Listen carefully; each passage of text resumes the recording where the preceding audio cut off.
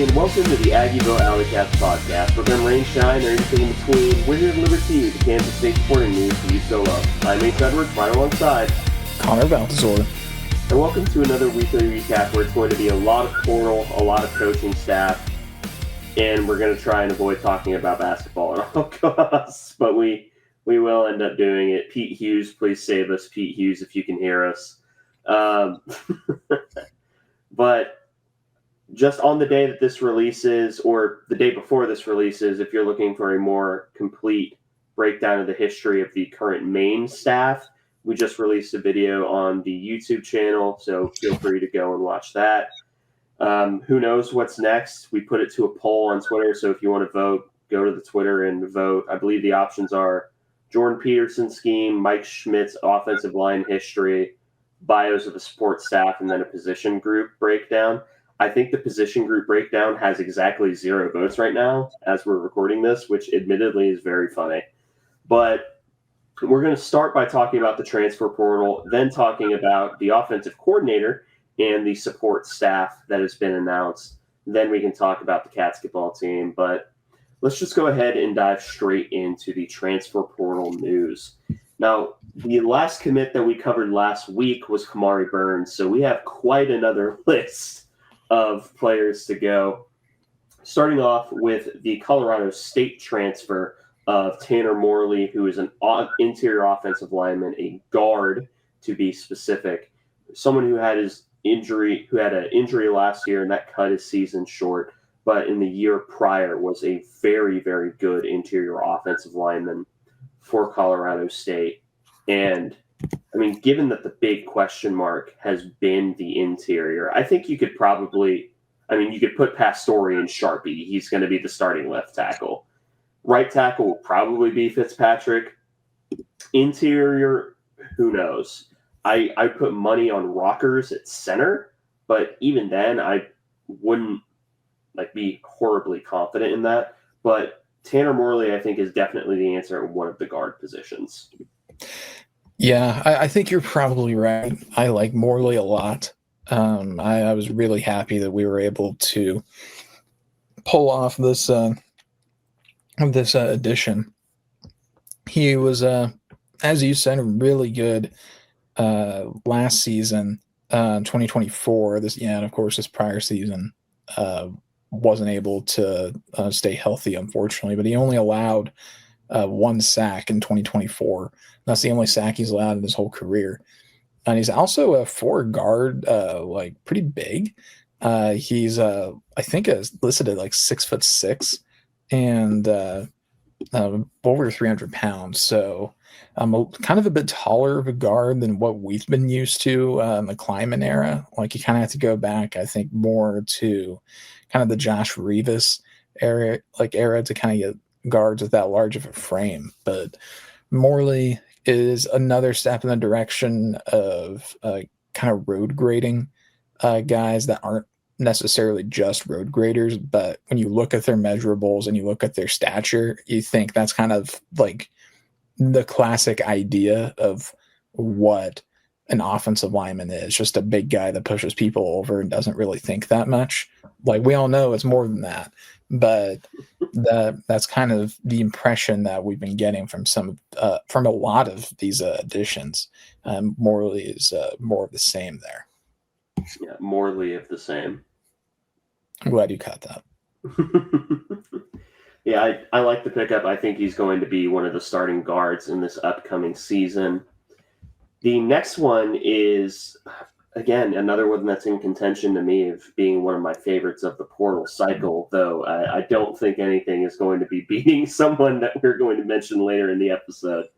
But Jason Prevard from Virginia, who's probably going to end up playing a lot of slot corner for K-State, because he does have that sort of ideal slot corner size, or a bigger slot corner where he is 6'3".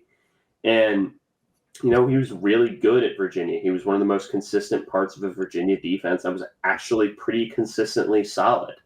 And, given that we lost both of our starting nickels, or both of our nickel backs from this last year in Quay Moss and Kenigel Thomas, we were in desperate need of a true nickel corner. And as much as I think Oliphant could play like hybrid will linebacker, big nickel, you still need like an actual true third corner. Or I don't like calling them third corners anymore because nickel is kind of its own position. But to me, Pavard is a really, really good fit for that role in particular.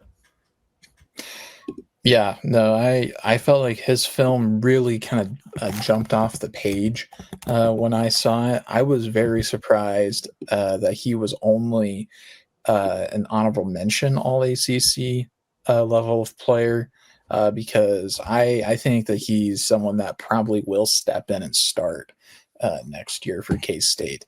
He's also another good example of why transfer portal rankings really aren't that reliable. They can kind of be a useful measuring tool to a certain degree, especially for some of the higher end guys. But a lot of these, pretty much if you're not a big name in the portal, you're outside like the top 30, you're kind of just like getting like a glimpse at the stats for the most part, it seems like. That may be kind of weighing depending on how much eligibility you have, which Privard, I do think this is his last season that he has available. So won't be seeing more of him. But yeah, he had a great season, was in the green, well into the green for all of his PFF numbers and produced pretty well. He had some splash defensive plays. He had 3 picks, a couple of PBUs as well. And was also a really good run defender too, and showed pretty good instincts. And he does all of that. He's got a really good size too. He's 6'2" in the 200-pound range. I think in a lot of ways is probably the more ideal version of a Jaden Rowe. He's not as athletic as Jaden Rowe because that's really Jaden Rowe's whole MO. Is that he's just a freak athlete in every sense of the word. Pavard's not as athletic, but he has a very similar frame. And I think kind of maybe meets the skill set that we may have needed from Jaden Rowe that we just didn't quite get. Pavard, I think, could end up being a kind of a key pickup from this portal class. I'm excited to see what he brings to the table for K-State. So we're starting the episode by 2 people that we're projecting as starters on the K-State defense. The next one I think is a little more of either 6 offensive linemen or dart throw, and that's Delvin Morris, a transfer from Akron. Now, every single offensive line coach that we've had has had a type. Connor Riley very much had the athletic but still kind of heady players that were more technically sound. You know, your Pastores, your BBs. In the 1 year that LePac was in charge of recruiting, it was a little bit more undersized but freak athletes. Mike Schmidt is just getting people that eat other human beings. Like he's getting road graders. Ryan Howard makes perfect sense as he makes more sense as a Mike Schmidt recruit than he ever did as a Connor Riley recruit. And to me, that's Delvin Morris again. Mike Schmidt wants a collection of road graders on the offensive line. And I don't disagree with the strategy. I don't disagree with, as long as you have a consistent philosophy, it's difficult to disagree with it. Such is the nature of philosophy, even in recruiting. But yeah, to me, this is dart throw on someone who could either be depth or maybe a year or 2 from now could probably start. Yeah, he's been at Akron for 3 years, redshirted that first season and only played 6 snaps, but he's played a lot these last couple years. This year, he played every position except for left guard for Akron, which is weird because the year prior, he was their primary left guard. So he has played every position in his time at Akron. It's just that this year, the only one he didn't play was the main one he played the year before. But a lot of his best highlights are at center, but he did play an equal number of center and left tackle snaps, which is just kind of an oddity, I think. Both exactly 210 snaps. But he's also coming off his best season by far. Did not allow a sack. Did allow 7 pressures and 6 hurries. And does kind of get penalized a bit. But I think the thing that jumped off the page for me is that he does have a lot of violence, but he has athleticism to go with it as well.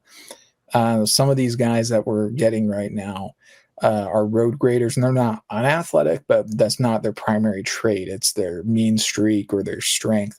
Morris has that mean streak, but it's less strength-based and maybe more athleticism-based. I think that can work maybe pretty well for a scrappy center.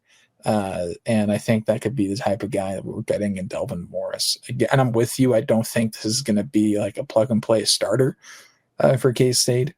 But we've really hit heavy on some of these interior guys, which I guess says something about how the new staff feels about some of the guys that we've stashed in the cupboard, guys that you and I have been high on. But we've also just seen so much turnover, it's hard to tell. But yeah, I don't hate this pickup. I really don't. I think that he could end up being something for us. Yeah. So either center or swing 6 linemen, which frankly, I'm of the opinion that the most important offensive line position is left tackle. The next most important is the 6th swing man, because you need someone like that. And that's something that we just kind of didn't have last year. The closest thing we had to it was Lane Gang, but even then he was sort of shoehorned into right tackle, and he wasn't great at it, but that was like the one spot we had for him. So, yeah, to me, getting Morris is a really good pickup. It's not the most important, but it's still a very, very good one. The next one is we got another strong safety, and that's Adrian Maddox, who I believe at one point he's a current UGA Bulldog. So if you want that, you could say, oh, you can win an argument by saying, oh, he transferred from UGA, and you're probably winning that argument.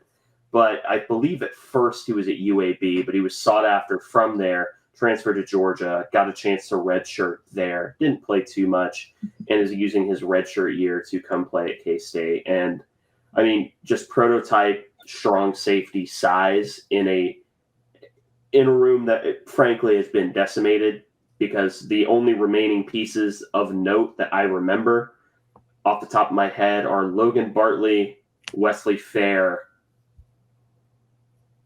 Jack Fabris, I guess. Yeah, I think he's still around.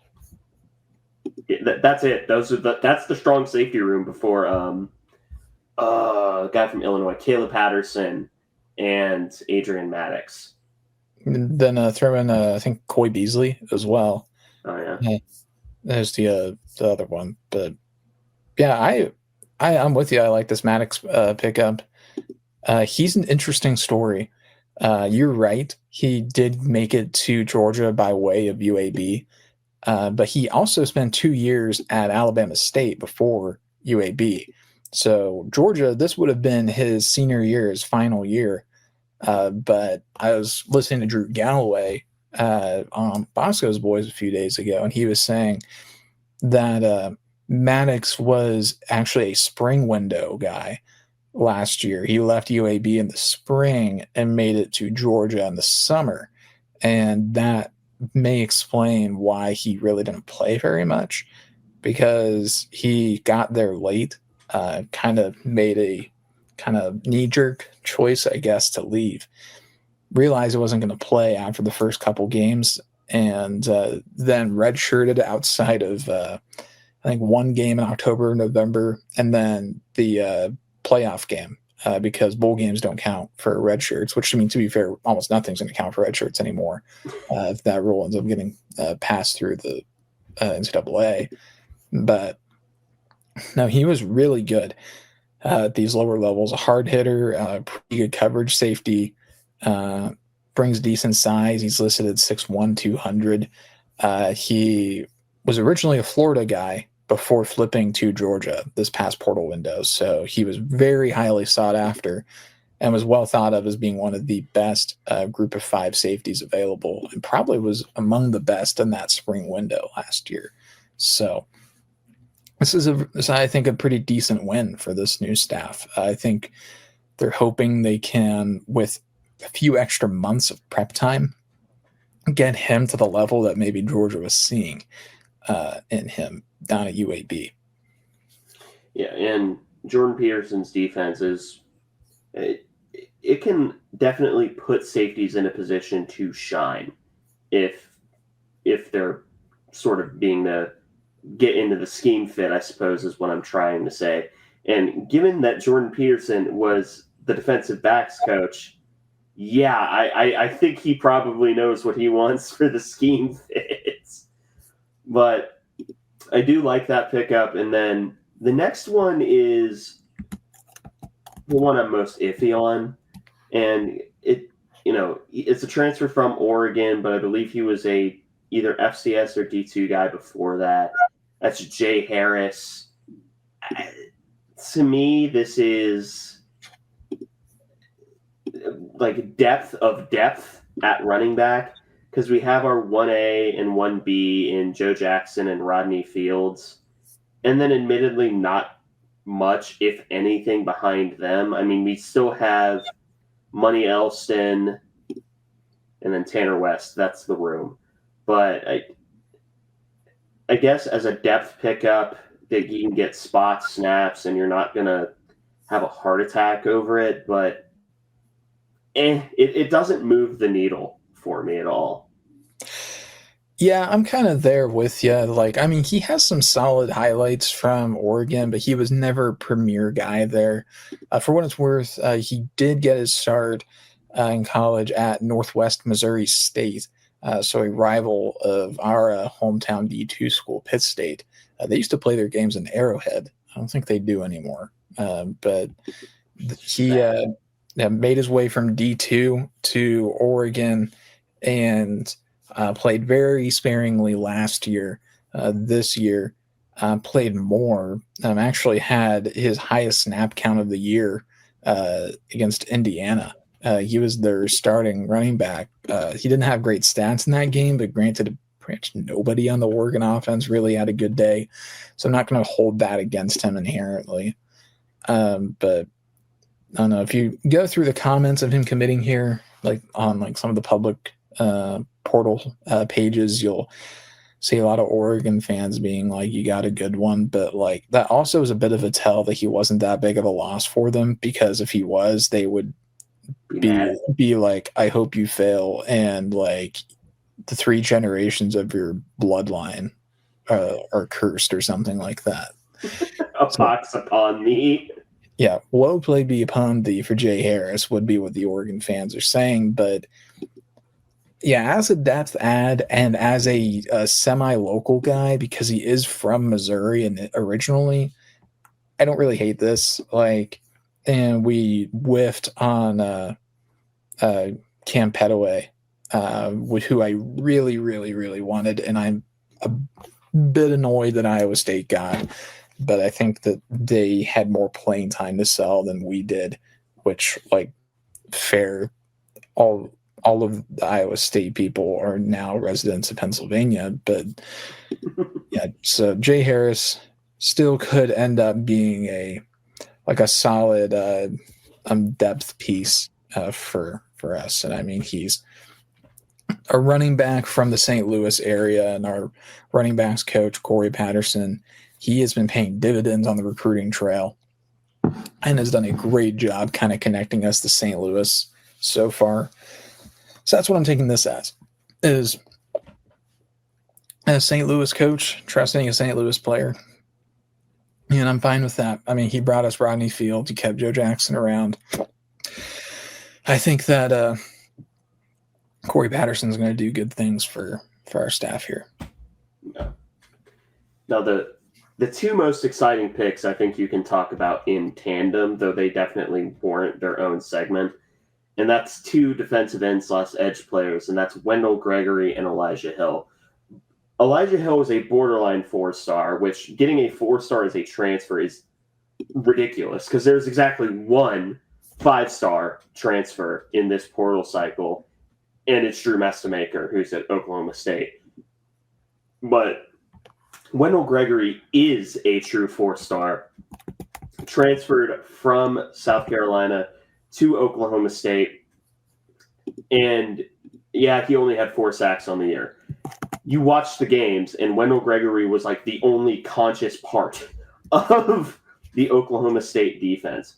So if you shift your focus away from true sack numbers and start looking at, pressure rates or pass rush efficiency, Wendell Gregory was one of the best pass rushers in the Big 12 in this previous year. And he did that as a redshirt freshman. Now, granted, I understand people, they're like, he's a 2-time transfer. He might only be here for 1 year. Fair, but let us have this. I would rather have him be here and be elite for 1 season and go somewhere else than not have him at all. Which, is not going to make me feel any better when or if he does leave again, around this time next year. I'm still going to be annoyed about it. But that is also, I think, kind of how as a coach you have to operate until there's more substantive contract lengths or team options or something like that. So you can't keep a guy even if you think you did everything right. But Wendell Gregory, definitely someone that I think you have to take a shot on. He had at least 1 pressure in every game last year, except against yours truly, the K-State Wildcats, which I thought was really interesting. But yeah, if you want to get picky, 3 of his 4 sacks on the year came in their first game, and it was against UT Martin.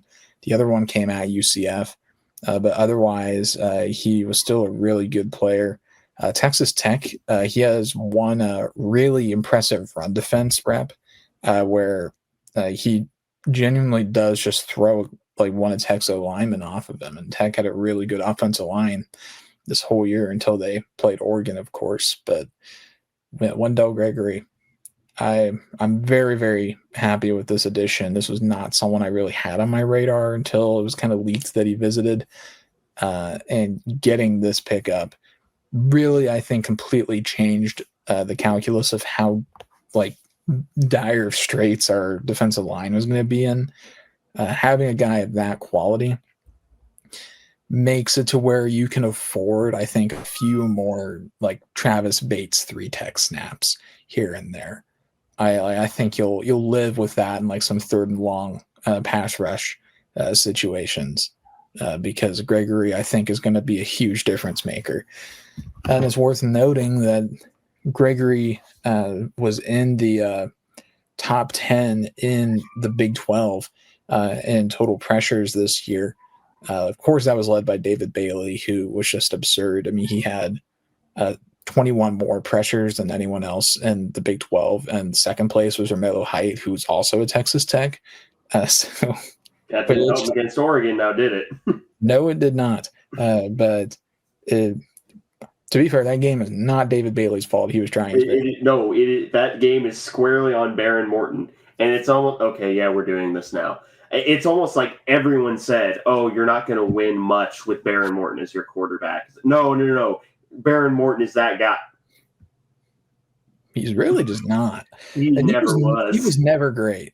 He was, I think he did exactly what he was supposed to this year, which is lead you to victory against every team that you're better than, basically, and do basically nothing else because he's not going to carry you to victory. And they figured that out. They're going and getting Sorsby, and I am a kind of a Sorsby guy. I was kind of coming into the year, and I even liked him a bit last year, but we'll see if that kind of substantively raises the ceiling of this Texas Tech team. I'm not sure, but anyway, back on topic. Wendell Gregory, top 10 in the Big 12 in pressures this year. And he's just a redshirt freshman. That's the most exciting part of it all. It'd be even more exciting if it was easier to keep guys around. But this was really one of the few players I think Oklahoma State really wanted to keep. And I'm glad that we were able to kind of go toe-to-toe with some big names and make a solid pitch. Yeah. And to me, I think Wendell Gregory is more than just you look at the pass rush numbers and the pressure numbers. You're like, that's a pass rush specialist. No, he's a true every down defensive end. He can play every single down. And that's where I don't know why my cat is being particularly vocal right now. I was gonna say she's not normally this loud. What? Oh, okay. You're gonna smell me, and then okay. She's a weird little guy. Anyway, Elijah Hill to me is much more of a true pass rush specialist. But then again, he was just a true freshman this last year at Kennesaw State and was one of the best pass rushers in that conference. So, yeah, you take those because pass rush is one of the most important things that you can get no matter what team. And this isn't me saying that Elijah Hill is going to be sent to the Tobias and Sanmi school of you will not be a good run defender ever. But that's what he is right now. And if that's his skill set, that's a damn good skill set to have. You can learn to play the run. Yeah, I totally agree. So we're moving on here to Fisher then, or Hill, I mean. Yeah, Hill. Yeah, I think Texas Tech used to have a basketball player named Elijah Fisher. I think that's where I was getting that from. All the Texas Tech talk got my wires crossed. But no, Elijah Hill, this was one where I kind of half jokingly sent it into our group chat that we were wanting him because he entered the do not contact tag, and I don't think we've ever landed a guy that has entered the portal with one of those do not contact tags, also known as the tamper tag. Yes, because I just don't think we've really done that much before. But no, Elijah Hill enters, and then the next morning he's a K-State Wildcat. And man, I'm really over the moon about that addition as well. I think he could be a huge benefit, and pairing him with Wendell Gregory. I think it's not going to be, I don't think, as dynamic as that Texas Tech edge rusher group was. But I think that we could still be a major threat to opposing offenses every week, pairing guys like Wendell Gregory and Elijah Hill. And Elijah Hill is a true freshman this year. That's the craziest part. He needs to put on a bit of weight still. And also he needs to work on his tackling, which some of that will come with adding weight and adding strength. But this year he did, if you want to dig at something for him, he had a 47% missed tackle rate, which is awful. really, really, really, really bad. But he did also put together 37 pressures and I think 9 sacks were his numbers. PFF credits him with 11, but sometimes they count half sacks as full. Yeah. So I don't think that's quite right from them. And he put some QB hits together too, and he also had several TFLs as well. His snaps were limited mainly to pass rushing situations. I mean, he had 299 total snaps this year. 211 of those were pass rushing, and then just 86 he played run defense. So it's obvious that is a major area that he needs to improve in, but it's something that can be done, I think. So hopefully we will see some growth from him in that area. But I think adding someone that I think needs more development, like Elijah Hill, with someone who's closer to a finished product, like Wendell Gregory, I think it's an interesting pairing. And I think that Gregory may kind of rub off on Hill in some ways here. And we may kind of see some learning between the two. So hopefully it's kind of a situation where the more good players you get, the better they make each other. But we'll see on that. But I'm really over the moon about these two additions that we've made. Iron sharpens iron moment. Yes, that is the phrase that I could not think of for the life of me. So thank you. Yeah, no problem. The last addition is just someone following Mike Schmidt from San Diego State. That's Chase Duarte. I know next to nothing about him. I know his name. That is it. Yeah, he's a true freshman, and he did get some snaps this year for San Diego State. It's always hard for true freshman to break through in any position. But Chase Duarte was able to do it at offensive line, which that's just a really tough position to transition to, especially if you're not kind of like coming in as a really refined product. But he's already 6'5", 305 as an interior lineman. So I doubt that he's going to make an impact this year. I think this is kind of stash him away sort of deal, see what happens.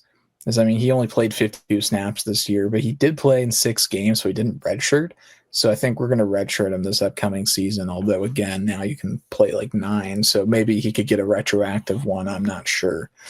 But, yeah, he again, very small sample size, only 8 pass blocking snaps, but he did have a 10.4 pass blocking grade. Granted, that is because of a 0.0 against Nevada, in which he had 2 pass blocking snaps and gave up 1 pressure and 1 hurry. So if he can improve on like literal not giving up 0 pressure every snap, every game, then I think that'll be fine for him. The last one isn't a new face, but it is someone returning, though we kind of figured he would, and that's Jerron Tibbs coming back, which, yeah, we kind of needed that to come back to make the receiver room complete. Nothing else really to say from me on that, and then we can briefly go into transfers out, and by briefly, I mean, once again, I am literally telling you where they are going. That's it. Did we talk about Julius Wilson from Oklahoma? No, we didn't. Yeah, so we got another high school commit head-to-head up against Oklahoma. It's a wide receiver from Oklahoma. That's Julius Wilson. I almost forgot about him. Wow. I almost did too, but I was kind of like just skimming the list of commits because I was on the transfers, but I looked at the high school guys. I was like, oh, we should talk about this person. So yeah, late commit, but his skill set reminds me a little bit of Larry Porter, just like a lesser version of Larry Porter, where it is kind of that do-it-all receiver that you're not going to be able to pigeonhole into one skill set. And, that's if you have a receiver room full of the potential of Larry Porter's, yeah, that's a great receiver. Yeah, he honestly does have a lot of similarities in his high school tape. Really, the major difference is that he's a lot taller because he's 6'4". He is really thin right now, but that's really not abnormal for a high school receiver that tall. But he's very talented and plays the ball really well, and has I think a great deal of untapped talent. He had a good high school career, but I think that he'll be someone that probably redshirts and can grow. But this is a good addition. I mean, I was hoping kind of throughout the year we'd maybe add somebody with Max Lovett, but I don't think we quite had the room, but we've got room. And so we added Julius Wilson, and I always love being able to say that we beat OU head-to-head for a recruit because they so often, it feels like, come into the state of Kansas and are able to just barely beat us out for an in-state kid. So I'm glad we were able to kind of flip the script this time, although he was originally an Oklahoma State commit, but left after their staff changes. But yeah, this is a solid kind of flyer pickup late in the cycle. Is, I think, this late about as good as you're going to get. Yep. Now we can talk about the transfers out. To Baylor is Jaden Rowe, Colby McAllister, and Daniel Cobbs. No surprise there, all of them following Kleinerman. Will Kenma going to Mizzou. I never really saw it with him anyway. Braden Lofton to UCLA surprises me, but fine. Marion Fortenberry going back down to the American Conference at USF. Oh, how those who beg to be tampered with have fallen. Caden Massey goes to JMU, which sounds about right. Jake Clifton goes to BYU, who's shocked. Devon Rice goes to his other D1 offer in Hawaii. And then perhaps the toughest scene of them all, McGuire Richmond going to Northwest Missouri State.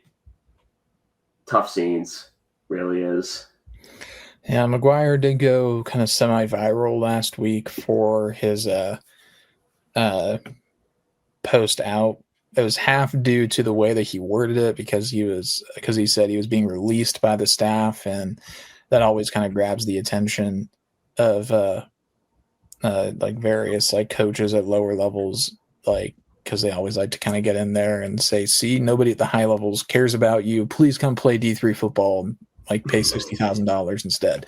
And then the other half were people that were pointing fun at the way that he was standing, which I'm not going to go into detail about.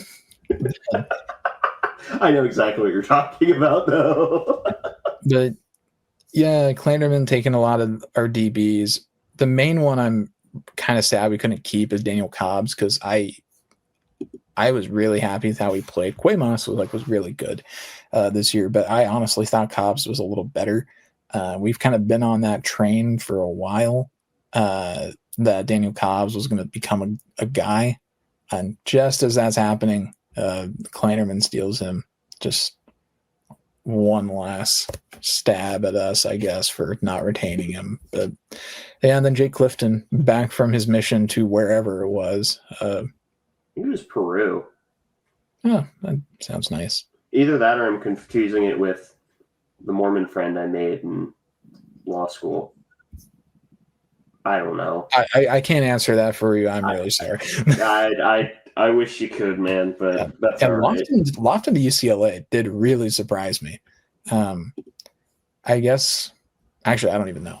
I don't know. I guess I thought if he was going to stay at this level, it might be Florida State because that's where his brother is.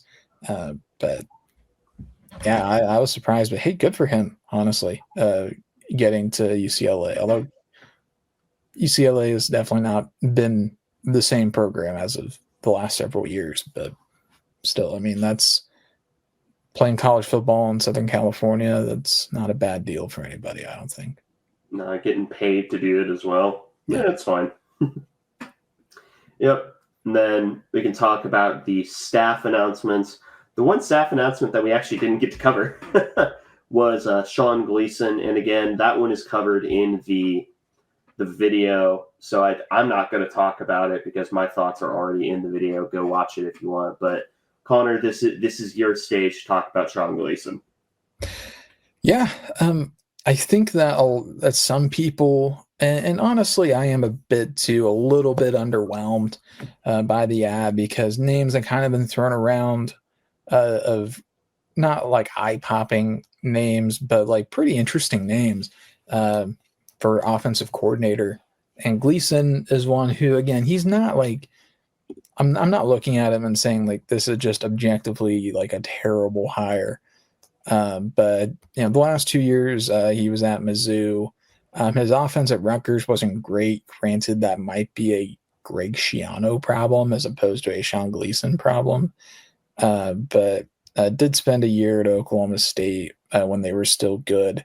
Those Princeton offenses were pretty good too. But yeah, I think this is going to be an interesting dynamic to watch because I think, at least my assumption is that Colin Klein's going to really have a lot of influence on the offense, which already maybe takes away some of the glamour of the job for some like really high profile coordinators. And then even more so, he's a first time coach.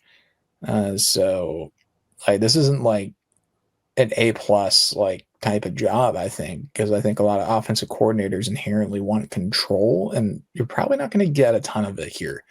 Because I imagine Colin Klein's going to be calling a lot of shots, maybe not all of them. I guess it remains to be seen, but I bet that Klein has a firm grip on the offense and the style of play. But still, Gleason, I think, is interesting. The quarterbacks this year at Mizzou, though, bit of a concern. I mean, it's not all on him. Pribula did get hurt. Yeah, whoever the other second string broke his leg. Yeah, so it was Matt Zollers, I think. Yeah, it was a true freshman. highly touted prospect, but like most true freshmen aren't gonna immediately step in and be great. But he wasn't the OC either, so maybe that's another ding on him. But yeah, this is just kind of an okay hire. I think like I'm not really moved by it. I think I have it lower on my totem pole of like excitement, but so many of the other hires have honestly been, I think, really great. That having one like this, I'm just kind of like, eh.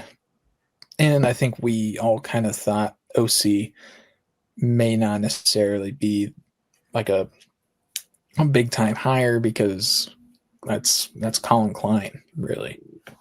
Yeah, Colin's going to be calling the plays, but that's all I got for that. Now we can talk about the support staff or assistant coaches, which again will be relatively quick. Josh Buford, Drew Little are back as familiar names as inside receivers and assistant offensive line. Sean McGuire and Scotty O'Hara are here as assistant quarterbacks and assistant running backs.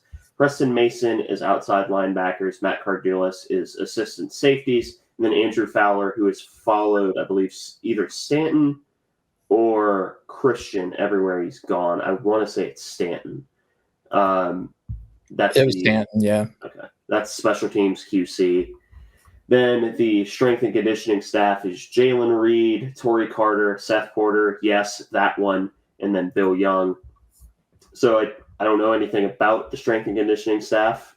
That's it. But it's nice to see Drew Little and Josh Buford back. Yeah, and for what it's worth, Sean McGuire is also a returning staff member as well. Where he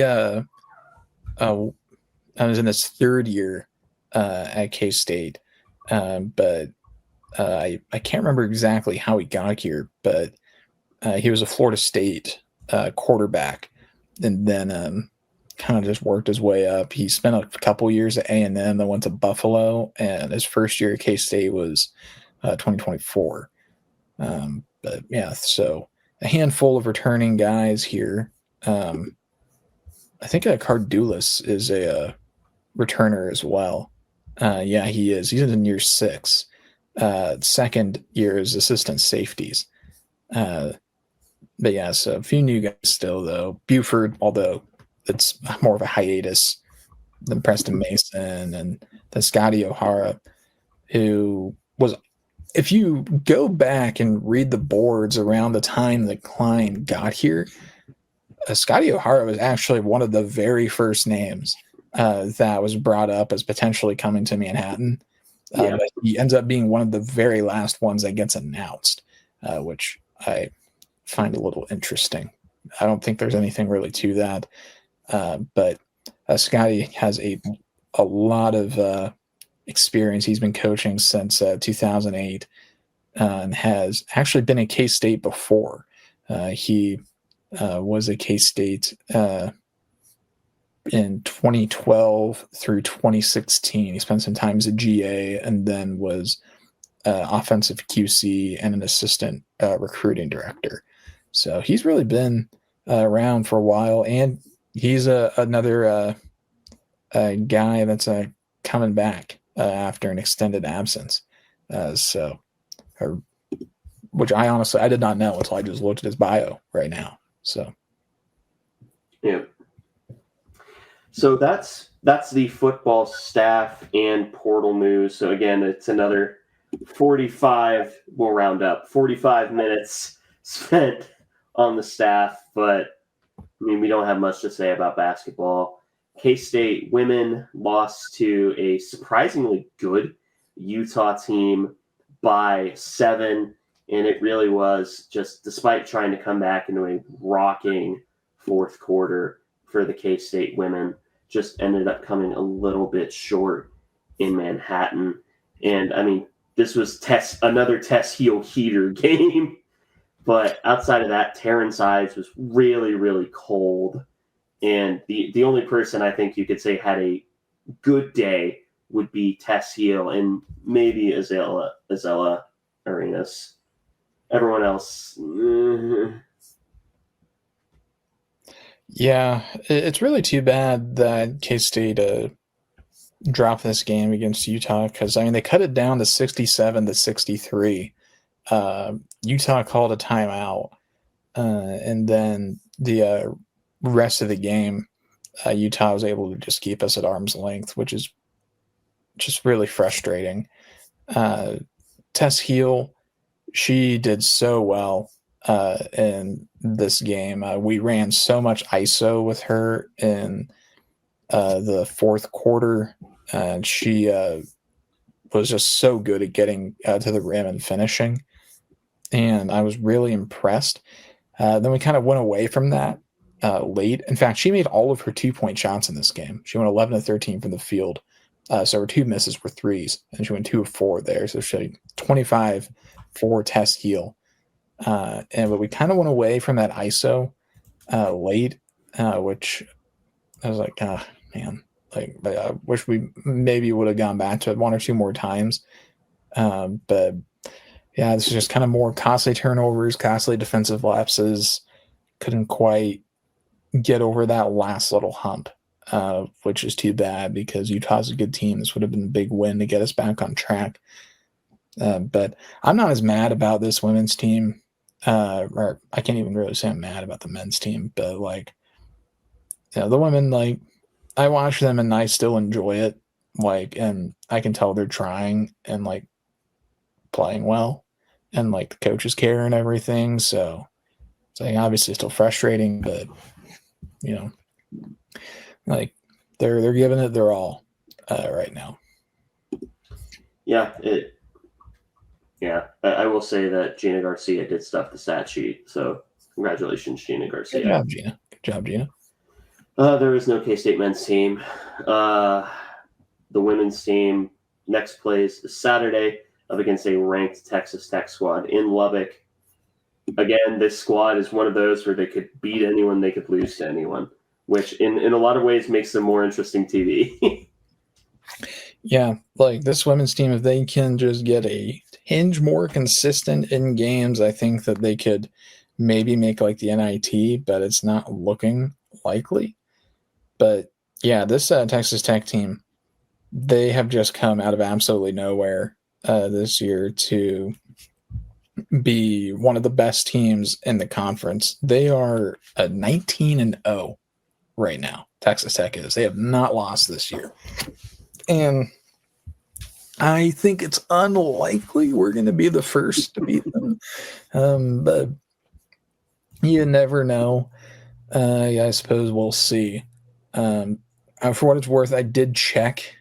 It appears their new 7'1" player has not played yet. So I guess I don't want to be the debut, so let's keep it close. So that way, like, they don't bring her in garbage time. But yeah, Tech women's basketball these last several years, they've really not been great. Like the last 3 years, they've all kind of been below 500 or kind of just above. They've really not been that good for a while now. And then just all of a sudden this year, boom, 19-0. Which, you know, no matter the competition, that's really impressive. So,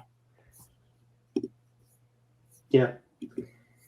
So the men have continued to lose. It's become abundantly clear that even though this team is very talented, it's just a matter of the coaches are not getting them to be able to play together, and the offensive scheming and at this point defensive scheming is all sorts of off. Everyone already knows this. We're not breaking any news. And honestly, the team is both tiresome to watch and tiresome to cover. And it is a shame because I think that this team has a lot of likable players on it. But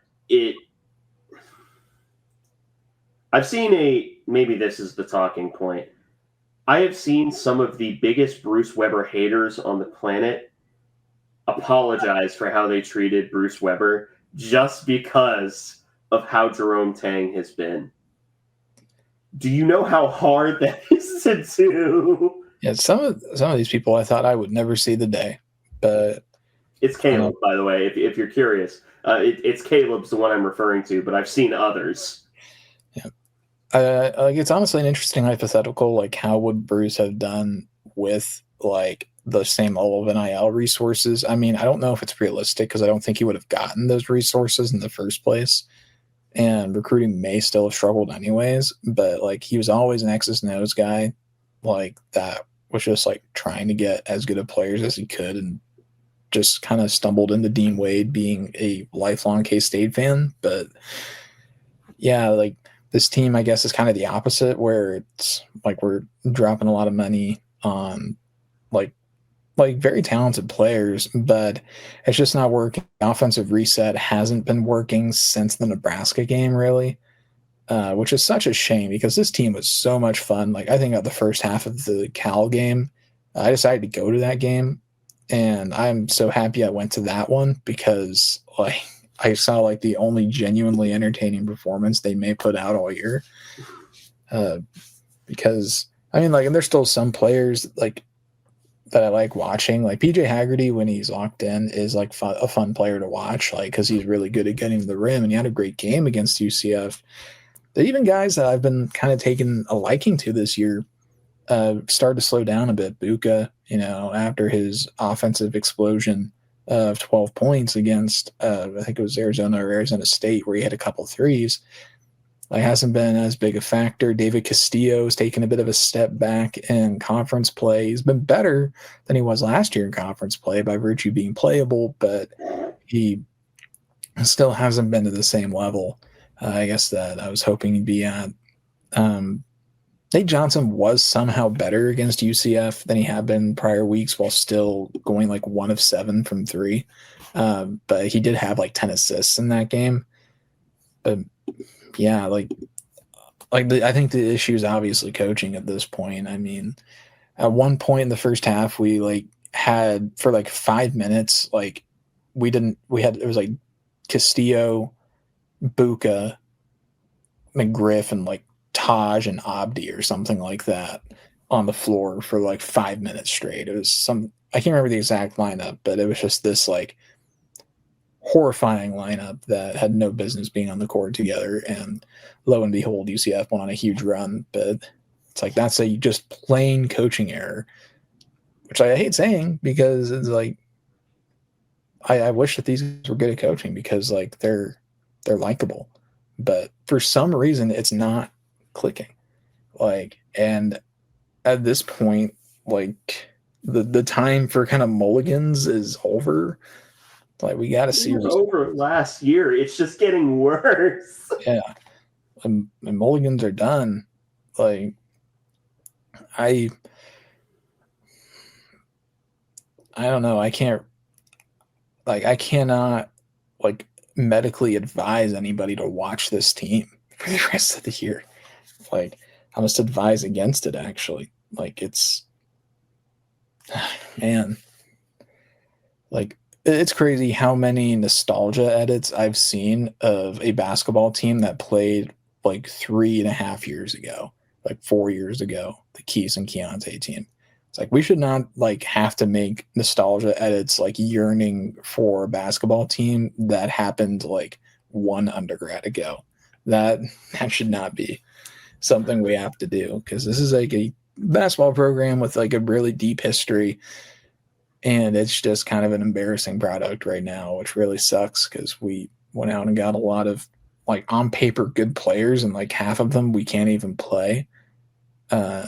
And the other half, it's like, I mean, like can put up good numbers any night, but I don't know, it just feels like nothing's working. It's like we're constantly swimming upstream, like while trying to play basketball. I do not get it. Man, it's really disappointing because I did really buy in this offseason. I was like, okay, I can see it. There's like a lot of good guards on this team. And if McGriff can figure it out, then like maybe we can survive. And if Rapia can figure it out, but like Rapia's like not even playing really.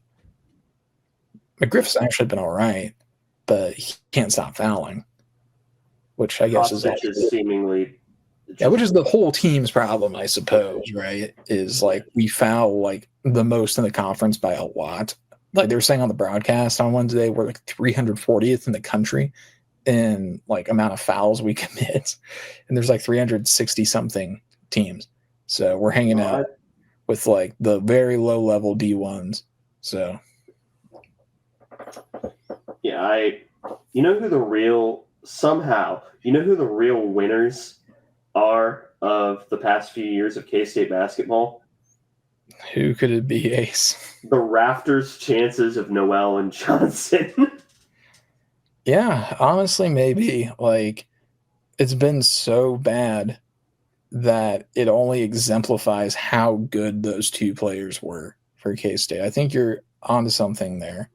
Like, I don't know if that's one of the criteria to get your jersey into the rafters, but it probably should be. Like, if the teams after you suck, but yours were good, that like multiplies like your stats by 2 or something like that. Like they did you get damage bonus. Yeah, anyway, the next game is Saturday up against Oklahoma State, whatever. It's 9 p.m., which is crazy. Like, these are 2 central time zone teams. We don't need to be playing in Stillwater at 9 p.m. No, scary things happen in Stillwater anyway. Yeah, Oklahoma State's conscious this year too, which really stings. Like, yeah. Well, it makes up for their football team. We get Utah and Bramlage next Tuesday, which that's going to be fascinating because that is currently like by far the 2 worst teams in the Big 12. So there's a chance that the team that loses that game to Utah will not win a Big 12 game this year. Well, if it's K-State, they still I don't know how, but somehow they're going to beat KU once. That is true. We will beat KU once. We'll pay for it with like a 25-point drubbing in Lawrence on senior day because, of course, we will. Like, and they're probably going to put us as KU senior day like every year until Bill Self retires because like he's not going to go out on a loss to K-State. So like we're just a little insurance policy, I guess, like to make sure he keeps winning. But yeah, I don't know, man. Really sucks how basketball's gone. I did get a cool hat, though, at the BYU game that I went to that made me not want to ever watch this team again. But yeah, I think I'm good for this episode. I'm done too. Oh, no, actually, I had one more thing. Jay Harris, the running back recruit, he's actually the second Jay Harris that K-State has had in recent times. We had a Jay Harris linebacker who was famous for getting here, redshirting, having a like crazy punch out fumble of Skyler in an open practice that you and I witnessed, and then I think he transferred to Prairie View A&M. Yep. So second Jay Harris. I hope this one does more for K-State than the first one. It would be hard for him not to. Just to get on the field and record a stat, and we're golden. As long as you're not Eric Munoz.